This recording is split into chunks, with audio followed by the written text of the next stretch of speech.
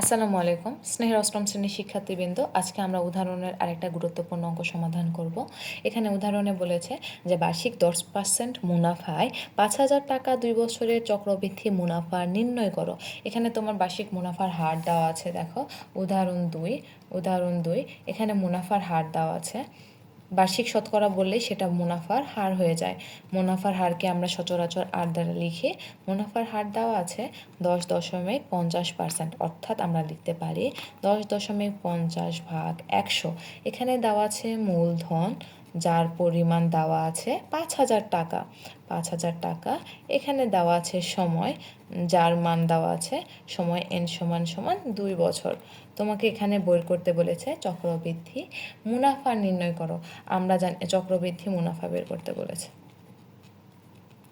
মুনাফা সমান হোয়াট?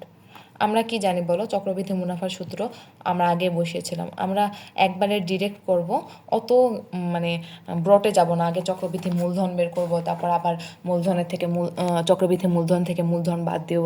ওটা না করে প্রথমে আমি তোমাদের শিখিয়েছিলাম যে চক্রবৃদ্ধি মুনাফার একটা সূত্র আছে। চক্রবৃদ্ধি মুনাফা সমান সি মাইনাস পি। এখানে সি কি? চক্রবৃদ্ধি মূলধন।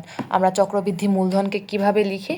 চক্রবৃদ্ধি মূলধনকে আমরা লিখতে পারি পি ইন্টু 1+r পাওয়ার হইতেছে n, তার সাথে মূলধনটা বিয়োগ। তাহলে আমরা পেয়ে যাই চক্রবৃদ্ধি মুনাফা। এখানে পি এর মান হচ্ছে 5,000 টাকা, 1+r এর মান হচ্ছে 10.50, তার সাথে ভাগ 100, পাওয়ার n এর মান 2 বছর, বিয়োগ 5,000 টাকা। এখানে আমরা আগে এইটুক ক্যালকুলেশন করব, তারপর 5,000 তার সাথে বিয়োগ করব। কিভাবে করতে পারি দেখো। 10.50 ভাগ 100, তার সাথে যোগ আছে 1। 10.50 ভাগ 100, তার সাথে যোগ 1, তার উপর স্কোয়ার, তার সাথে গুণ করব 5,000। ধাপে ধাপে দেখাচ্ছি ক্যালকুলেশন, যাতে তোমরা ইজিলি করতে পারো। তাহলে আমার এখানে হয় 6,105.125 বিয়োগ 5,000 টাকা। এর সাথে 5,000 বিয়োগ করব এখন আমরা, বিয়োগ 5,000। তাহলে কত পাই দেখো? 1,105 1,105.125 টাকা। তাহলে অ্যাকচুয়ালি আমার চক্রবৃদ্ধি মুনাফার পরিমাণ হয় 1,105.125। আচ্ছা, দশমিকের পরে একটু সংখ্যাগুলো চেঞ্জ হতে পারে।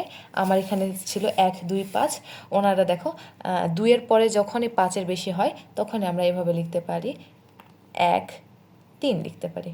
একই কথা, 1, 2, 5ও যা, 1, 3 একই কথা। তোমরা নিশ্চয়ই জানো যে দশমিকের পর 5 বা 5-এর বড় সংখ্যা থাকলে আমরা সেটাকে বাদ দিয়ে 1 যোগ করি পূর্বের সংখ্যার সাথে। ঠিক সেভাবে আমরা লিখতে পারি 1,105.13 টাকা।